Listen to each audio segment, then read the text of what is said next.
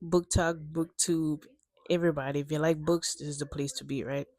I read 19 books in the whole 2026 so far. And I want to tell y'all, my rating of the books, a little bit of the plot, whether I recommend them, what I like and dislike. But first off, the one I'm reading currently is Scythe by Neil Shusterman, and I'm about halfway through. The first book I read was The Perfect Marriage by Geneva Rose. And I really like this book. It's a quick little thriller. This woman, she's a lawyer, right? And her husband, he's a writer. He's not a successful writer, but he's trying, right?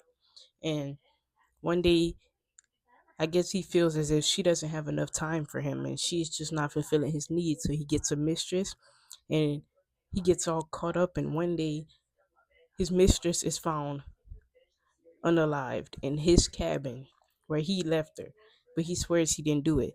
And he needs a perfect lawyer, and who other than to defend him than his wife, Sarah Morgan, right? And the plot twist just keep coming. Like, this is a great book, right? I rated 5 out of 5. What I liked was the plot twist. We had dual point of views. We had Sarah Morgan's point of view, the wife. We had Adam Morgan's point of view, the husband. And but that plot twist at the end threw me for a loop completely. Like, that was so crazy to me. It didn't have too much that I didn't like. I was new to this author, Geneva Rose, so I was just going in, with an open mind. It didn't have too much that I didn't like. Though it's a perfect little, quick little thriller, short chapters, all of that, right? Would I recommend this book? Of course. If you like thrillers and you haven't read The Perfect Marriage yet, please go get it. Second, we have another thriller by Alice Feely called Rock Paper Scissors, right? And I rate this one a 4 out of 5. I really liked it. We got about 3 point of views in this book. So in this book we have Adam Wright, who's a playwright. He turns books into movies. He adapts them, right? And then we have Amelia Wright, who is, I think she's a volunteer at this like pet center and stuff, and she's content in her life. She just wants her marriage to work, right? And the marriage isn't working, of course. So they go out to this cabin, or at least what they thought it was. Amelia had won this trip, but she's not too much. She doesn't have too much knowledge on the trip. So when they get there, they get to this like old church that's now turned into like a vacation spot. And the twists keep coming. I'm telling you, the twists keep coming. Like, it is so crazy. Like, we get both of their point of views, and we could both understand, and we could all understand that they're both doing something. Like, they're both suspicious, but then we get a third point of view that comes into play, and it gets way crazier. So yeah, what I liked about it, it kept me on the edge of my seat for sure. What I didn't like was just how everything ended. Like, I feel like the plot twist could have ended a little bit better, but other than that, yes, please read this book. Next, we have a little short one called Death Row by Frida McFadden, the most popular thriller author on Book Talk, right? And this one is so short. It's about 70 pages. Talia is in jail on death row, right? And she's there because everyone feels as if she killed her husband, Noel. Right? She's telling us up and down that she did not kill this man. She did not kill her husband. She loved her husband, right? So what happens one day when she's in the prison and she feels as if she swears that she's seen her husband and he looked at her, and who else could that be? That was her husband, but she's on death row for killing him. So how could that be? It's so short and it's good. I rated a 3 out of 5. What I liked about it was the suspense all the way through. What I didn't like about it was that ending plot twist. It was good, but it kind of confused me. So I had to go online and I had to, look it up. But after I looked it up and understood what was going on, it was good. The next book I read was The Surrogate Mother by Frida McFadden. Another Frida book. Her books are short, and everything. But we have a couple named Sam and Addie, and they're both struggling because they can't have kids. Like, this is all they want right now at their point in time, and they can't have a kid, right? So they tried the natural way. It didn't happen. They tried adoption. Their plans keep falling through. They tried everything in the book. They can't have a kid, right? So when Abby's assistant Monica comes through, I was like, let's make a deal. I'll have your baby and carry it and be the surrogate if you pay for the rest of my schooling, right? And they're skeptical, but then they go through. But then Monica starts acting crazy, like weird, like in every way possible while she's carrying this child, right? So what did the couple do? It's suspicious. I rated it a 2.5 out of 5. I mean, the plot was creative. What I didn't like is how the ending plot twist really kind of fell through a little bit for me. Next, we have Hidden Pictures by Jason Rekulak. And oh my goodness, I love this book so much, right? We have Mallory, who's a recovering addict. I think maybe 12 or 18 months, somewhere between that time period. She's that amount of time clean, right? And she's looking for a job. So she's recommended to go babysit this kid called Teddy for this couple. This couple called Caroline and Ted Maxwell, right?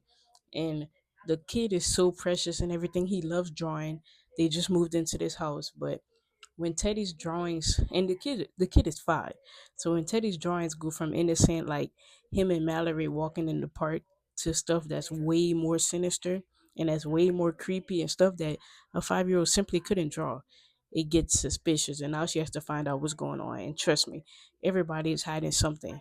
What I liked was the plot twist was so like creative. Like I never seen that done. Like wow, like I really love that plot twist. And it wasn't much that I didn't like about it. I feel like some of the parts of the book maybe dragged a little bit. That's probably why I didn't give it a 5 out of 5. But other than that, this book was great. Like you should read it if you like thrillers. That was a good thriller for sure. Next we have Then She Was Gone by Lisa Jewell. This book is about a mom named Laurel, and Laurel has 3 kids and a husband, right? But she kind of like favors this one kid, Ellie, her youngest daughter, right? And one day, Ellie at 15 years old goes missing and like never to be seen again, right? And the mom is grieving so bad. She splits with her family. Like it's so crazy. Like she's missing her golden child in a sense, right? One day she finally decides to move on with her life. She's been alone for years. She meets this guy named Floyd Dunn, and Floyd has about 2 daughters, one older, one younger. The older one is like in her 20s, I think. The youngest one is about 9 years old. His youngest daughter looks exactly like Ellie, the daughter that went missing 10 years ago. It was crazy, right? And even though this little girl is 9 right now and Ellie would have been like, what, maybe 25, she still can't shake the feeling. And this little girl starts to show like personality traits that Ellie also had. And I'm telling you, man, people are hiding secrets. Everybody, bro. This book was a 4 out of 5. Like, I really love this book. Next, we have another Frida book called The Housemaid's Secret. I read The Housemaid last year, but then I followed up on the sequel. Follows the same characters, Millie, and I can't really explain it much if you haven't read the first book. But the first book is so good. Also, the second one I rate a 3 out of 5. The first one I rated a 5 out of 5. But this one, it was good, but it just didn't live up to that, right? And our main character, what I liked about it was she brought some of the characters back from the last one. Some of the characters that I really liked. What I did not like about it was that our main character seems to make the dumbest decisions possible. Like she gets played like so much to where it's not even funny. Would I recommend it? Not really. Number 8 is The Kill Clause by Lisa Unger. I'm sorry if I mispronounce it. But this book is a short one too. Our main character is named Paige, and Paige is working as an assassin, right? And she's hired to get this guy who she used to have dealings with, relations with. But this guy, he's a single dad right now, and he's watching his younger daughter. His younger daughter's at the apartment, and I mean, Paige has a heart. She's not gonna take this guy out while his younger daughter is present, and it's Christmas Eve. She just can't do it, right? But her company is not going for this. Her boss is like, "You work for us. You should, understand what you need to do and do it. Like, don't let your head get in the way, right?" And she decides to do what she think is best, but that just takes her down a slippery slope of stuff that's going to happen. It's a short story. I rate this book a 2.5 out of 5. Would I recommend it? If you want to read something short, some suspenseful, yes, go for it. But if you're looking for like top, like media, top literature, of don't do it. Next, we have The Scammer by Tiffany D. Jackson. In this book, I rate a 5 out of 5. Like, I really like this book. It's about this girl named Jordan. She's just graduated college. She's on her way to high. Oh, it's about this girl named Jordan, and she's on her way to college. It's her freshman year, and she's so excited because all the way back home, she was at predominantly white schools. She wants to change for one, so she goes to HBCU. Right? She meets some amazing flatmates. Right? But one day, her flatmate named Vanessa says, guys, my brother, he just got out of jail for something slight though, and he needs a place to stay. So can he come crash? And the flatmates, not wanting to be, a letdown, say yeah, he can come for a little while. But her brother's named Devontae, and Devontae starts to overstay his welcome like so much. Like he's just, sharing all of these theories and stuff that he believes in, but then he starts getting like overly controlling, right? And he starts growing an influence over campus. Like he's influencing not just the people in their flat, but the people all over campus. Like they're following him blindly. And Jordan, she doesn't want to fall into this trap either. Will she get out of it? Will she not? What's going on, right? I love this book. What I liked about it was the suspense, always the short chapters. You're gonna want to yell at these main characters, but you still want the best for them at the end of the day. There's nothing that I really didn't like about this book except the end and how things wrapped up. We got like left in the dark about some of these characters, but other than that, it was a great book. Would I recommend it? Of course, go run and get this book. This is so underrated. Like this has to be my favorite book that I read. One of my favorite books in 2026. Next, we have the one and only The Hunger Games. This was a 4 out of 5. Um, I know y'all might be like, "Well, you just reading The Hunger Games in 2026?" Yes, recently like I got I took interest in it, but before 2026, I had no interest in reading the Hunger Games or watching the movies.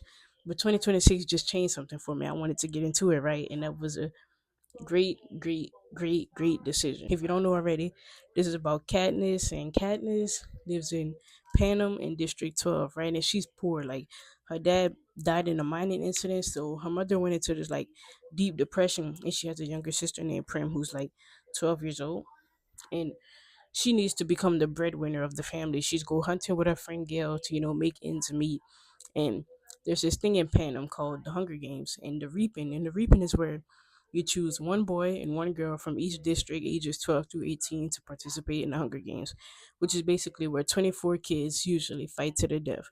And it's televised, right, for the capital, for the whole country to see. We also have Peter, which, he saved her life one time when she was, starving. He burned bread on purpose, took a beating from his mom so that he can, give this burning bread to Katniss so she can eat.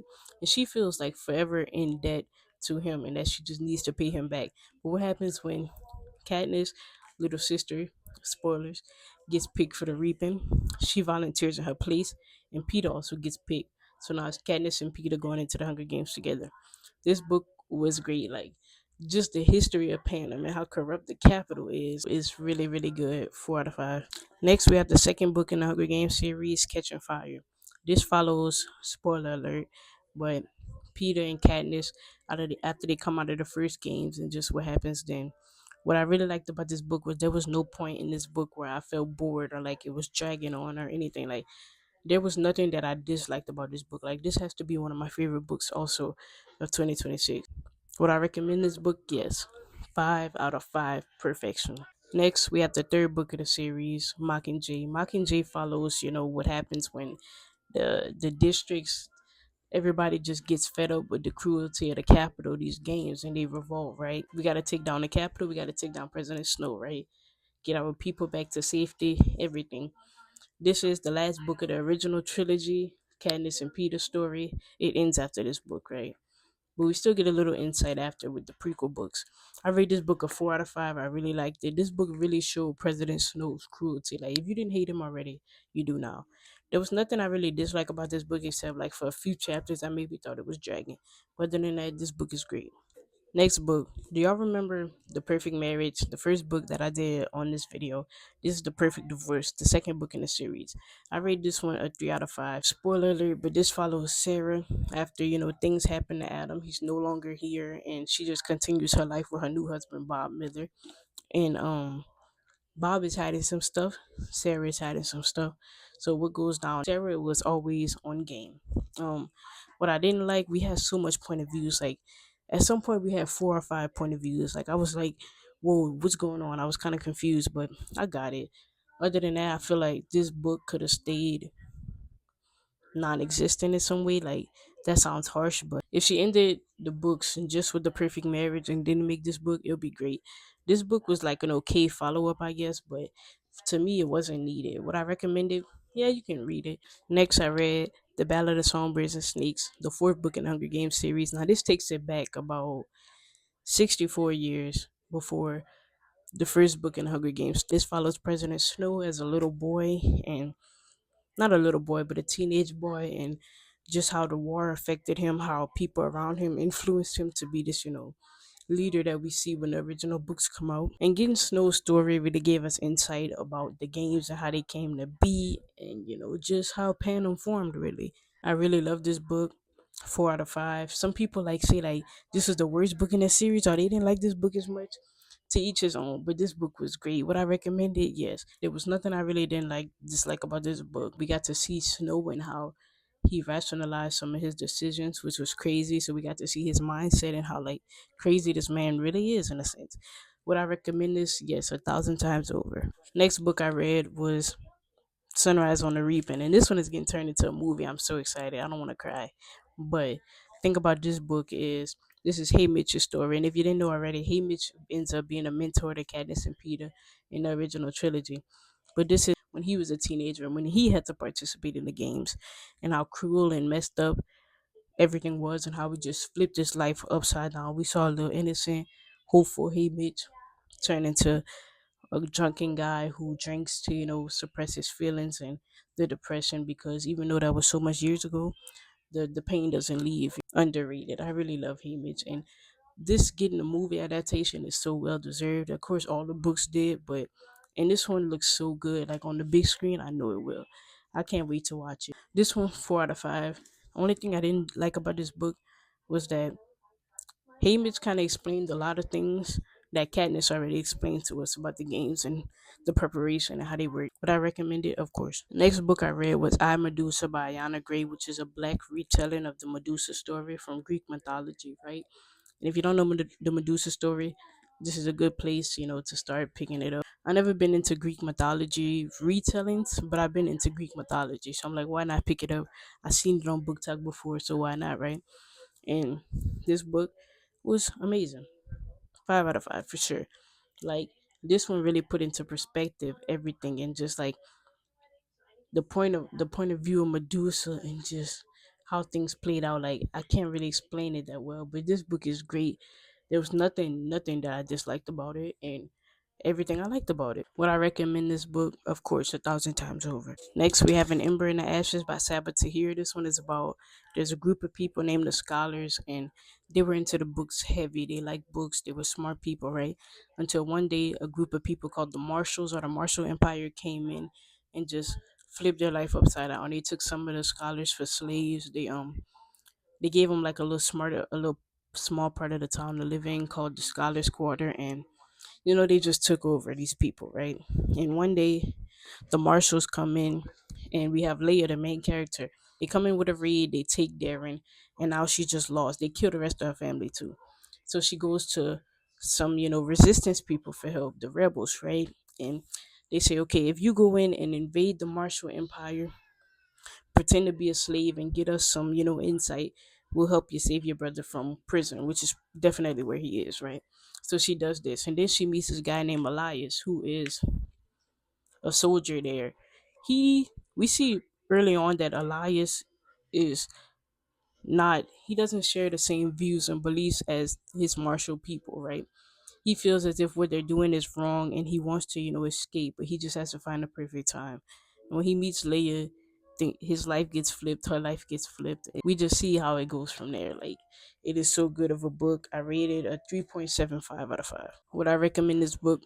Of course. If you like the Hunger Games, you'll probably like this too. Last but not least, we have a thriller book called One of Us is Lying by Karen McManus. And this one is about these four group of kids. We have Bronwyn, who is smart. We have Addie, who is like, she's known as this beautiful girl. We have Nate, who's a criminal. We have Simon, who's like an outcast, and we have Cooper, who's the star athlete, right? He plays baseball. And all of these people get in detention one day because their teacher has a strict rule on phones. But all of them end up with a phone in their book sack that they swear it was never there. Like, it's not even theirs. But they end up getting caught for a phone, right? All of them. And while this is happening, Simon, He runs this page called All That, where he shares like all the gossip on the school and everything. Simon, he's not really liked, but he's in detention and he has a bad peanut allergy. So he gets some water out of the back with a plastic cup, drinks it, and then his allergies go off. Like he's allergic, and he ends up passing away, right? So it turns out that Simon was about to write juicy gossip on all of these people in detention, all the other four kids. So now that makes them suspects. Like, did y'all do it because he was about to write this on y'all? And they're saying no, right? So we get all four of their point of views, and the plot twist was crazy. I really like the plot twist. Sometimes I felt like it was dragging, but other than that, we see a lot of growth in these characters from the beginning to the end. All of the characters get growth, and what I recommended, yes, I would rate it 3.75 out of 5 so far as of April 19th, I think. April 20th. I don't know. It's April 20th. As of April 20th, I've read 19 books in 2026. Let me know if y'all read any of the books I like. Let me know what y'all think about them.